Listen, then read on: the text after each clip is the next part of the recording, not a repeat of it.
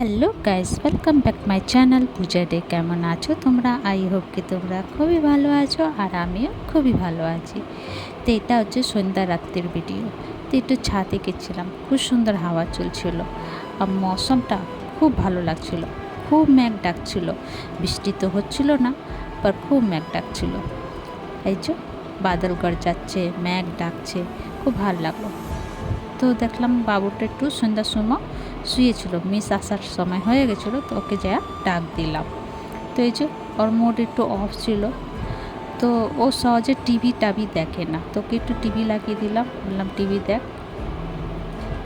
তো ও আমাকে বললো, টিভি কেন লাগিয়ে দিচ্ছ, ইচ্ছে করছে না দেখতে। তো আমি বললাম, চলো তোমার জন্য নতুন একটা খাবার বানিয়ে নিয়ে আসছি, তোমার মাইন্ড ফ্রেশ হয়ে যাবে। তো এখানে দেখো ব্রেড বার করে নিয়েছি। ছোট ছোট বাচ্চা ওরা ঘরে খাবার পছন্দ লাগে না, তো ওকে হেলদি খাবার খাওয়ার জন্য কত কিছু করতে লাগে। তো এখানে দুটো কলা ছিল আর এই যে ব্রেড।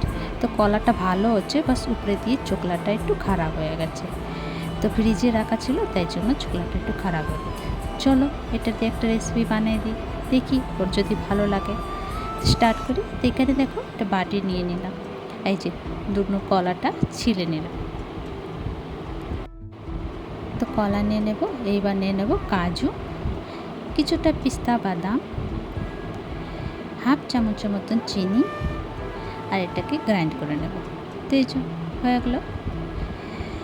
1 চামচের মতন আমি দুধ দিয়েছিলাম, দুধটা দিয়ে গ্রাইন্ড করেছি। তো এই যে ব্রেডটা নিয়ে নেব, আর ব্রেডটার মধ্যে এই যে এটা লাগিয়ে নেব, কলা মিশ্রণটা ভালো করে বেশ করে লাগিয়ে নেব, আর বেশি করেই দেবো, যে বাচ্চারা খাবে একটু হেলদি খাবার। আর উপরে দিয়ে আমি দুধ পাউডার দিয়ে দেবো,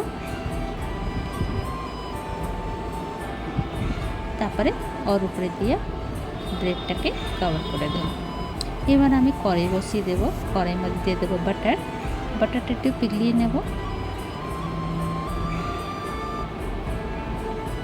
তারপরে এর মধ্যে এই ব্রেডটাকে সেঁকে নেব, উলট পুলট করে লাল লাল করে সেঁকে নেব। তোমরা চাইলে মাইক্রোওভেনে করতে পারো, বাট আমি ভাবলাম কি চলো কড়াইতেই বানাই, কড়াইতেই করে দিই।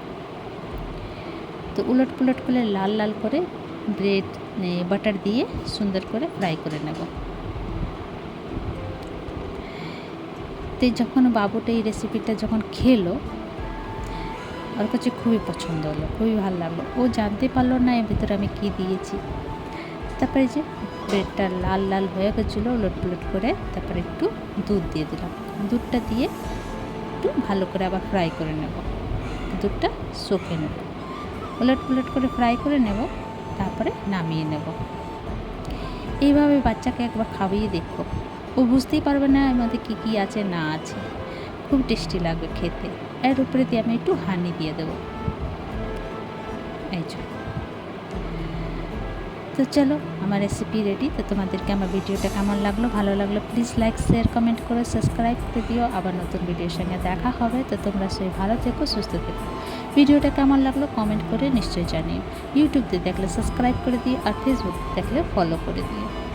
আর এইভাবে বাচ্চাদেরকে বানিয়ে খাইয়েও ভীষণ পছন্দ করে, আর ভীষণ হেলদি জিনিস হচ্ছে।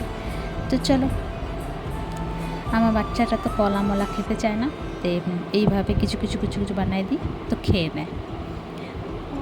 ও বুঝতে পারে না মাম্মা কী দিয়েছে। চলো ভিডিওটা সেখানে শেষ করছি। Bye bye, take care.